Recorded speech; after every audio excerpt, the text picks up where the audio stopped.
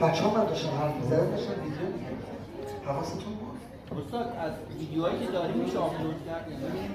آها بچه‌ها مرسی دخترم گوش کن دخترم عمو جون گوش کن هرگز از ویدیوهایی که دارین آپلود نکنید ها شما احتمالاً ویدیوها رو از یه جایی دانلود کردید نه اینا که تولید کردیم اشکال نداره فیلم مصنوعی و خودمون اشکال نداره فیلم هوش مصنوعی نداره اسکرین ریکورد دسته چی شما؟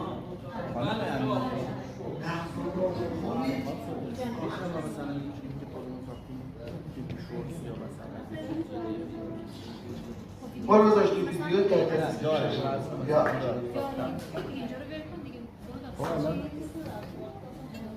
آقای تیمونی چطوره؟